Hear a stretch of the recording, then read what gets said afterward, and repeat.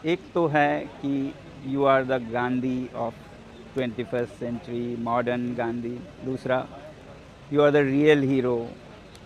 ये दोनों बातें मुझे बहुत निराश करती हैं, क्योंकि जब आप किसी को एक पेडेस्टल पर चढ़ा के उसे हीरो बनाते हैं, उसे गांधी बनाते हैं, तो आप सिर्फ उनका बड़ाई नहीं कर रहे हैं, बल्कि सबकॉन्शियस में आप अपने हाथ धो रहे हैं तमाम जिम्मेदारियों के जो एक नागरिक को निभानी चाहिए। आप ये कह रहे हैं कि आप महान हो, हम तो बस आम लोग हैं, हमें तो ज़रूरत नहीं है ऐसा करने की। जबकि मैं सोचता हूँ कि मेरे अकेले के कुछ भी करने से कुछ नहीं बदलेगा।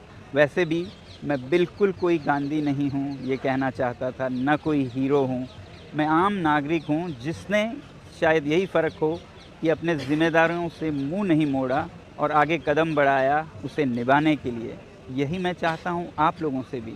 किसी और में हीरो न ढूंढिए, खुद अपने हीरो बनिए, अपने ज़िंदगी के हीरो बनिए और अपनी ज़िम्मेदारियाँ निभाइए। वरना हम अपने देश के पहाड़ों को, नदियों को नहीं बचा पाएंगे, अपने भविष्य को नहीं बचा पाएंगे शिक्षा में। हम्म, हम्म, हम्म, हम्म, हम्म। शायद अभी आपके लिए ये आसान हो कि सोफ़े पर से बैठ के ऐसे कमेंट्स करना, क्योंकि शायद ये आप पर नहीं गुज़रा है जो इन 20 छात्रों पर गुज़रा है जिन्होंने अपनी जान दी। शायद अगर इनमें से कोई आपकी बहन, आपकी बेटी होती, तो आप भी निकल के आए होते हमारे साथ, मगर उसकी इंतज़ार न कीजिएगा। खुद हीरो बनिए और आइए जुड़ने के लिए हमारे साथ। और हर दिन नहीं तो कम से कम रविवार, संडे को आप भी जुड़िएगा यहाँ जंतर मंतर पर, और एक दिन का। बीते 17 दिन से सोनम वांगचुक जिस तरह से दिल्ली का जंतर मंतर पे भूख हड़ताल पे बैठे हुए हैं, खाना छोड़े हुए हैं, और जिस तरह से उनका हालत गंभीर बताया जा रहा है, लेकिन मोदी सरकार को कोई फर्क नहीं पड़ता है कि कोई भी अगर व्यक्ति हमारे देश में शिक्षा को लेकर के या पर्यावरण को लेकर के या अपने हक के लिए कुछ आवाज उठाता है तो उसको मीडिया से भी गायब कर दिया जाता है, और जो राजनेता होते हैं उनको ना दिखाई देता है ना उनको सुनाई देता है। जंतर मंतर पे बीते 20 जून से प्रदर्शन चल रहा है कॉकरोच जनता पार्टी का, और ये जंतर मंतर पे जो प्रदर्शन है ये हर दिन वहां हो रहा है, लेकिन इस प्रदर्शन की खबर आपको नहीं मिल रहा होगा क्योंकि गोदी मीडिया आज को मेरे शायद अंकल सरकार के के तरफ से आदेश दिया गया होगा कि इन लोग बर्थडे को टीवी पार्टी पर जगह नहीं देना है और अखबार में, जिसके बाद से कॉकरोच जनता पार्टी का आपको खबर कम सुनने और पढ़ने को आज मिलता मेरे है। जो अनशन दिल्ली के का जंतर मंतर पे एक जो 13वें सोनम दिन वांगचुक है, आखने पर। जो कि जिसका महिमा मंडन मोदी जी खुद किए थे, लेकिन जब ये मोदी जी से सवाल करना शुरू किए तब ये मोदी जी के लिए मतलब वो प्रॉब्लम खड़ा करने लगे, जिसके बाद अब सरकार ही इनका बात नहीं सुन रही है।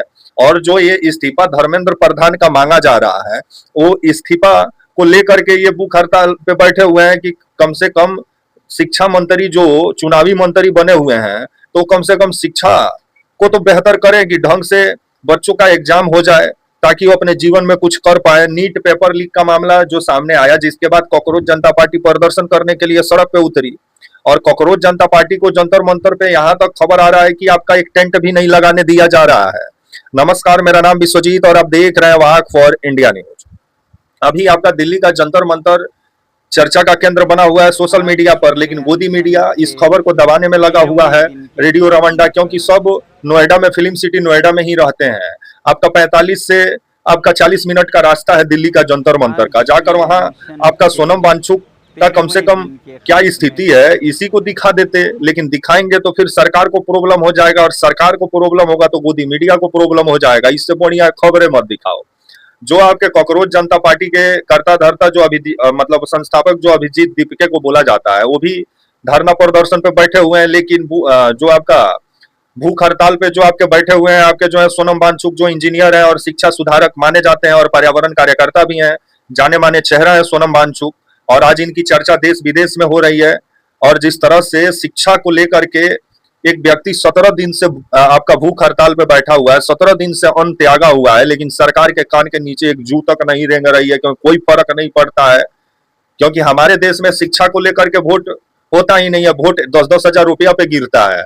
तो शिक्षा को लेकर के कितना हमारे देश के लोग जिम्मेवार हैं वो तो नजरे आता है। इसी के वजह से तो शिक्षा हमारे देश में धंधा बना हुआ है, जहां मतलब एक अनरा भी एक स्कूल खोल के बैठ गया है और लूटने में लगा हुआ है। तो शिक्षा में सुधार कैसे हो, इस पर काम नहीं होता है। सरकार जो है सबसे कम बजट का रकम जो होता है वो शिक्षा पे लगा खर्चा करती है। और सोनम वांगचुक जो मांग कर रहे हैं कि धर्मेंद्र प्रधान जब से शिक्षा मंत्री बने इनका शासनकाल में एक भी एग्जाम ढंग से नहीं हुआ।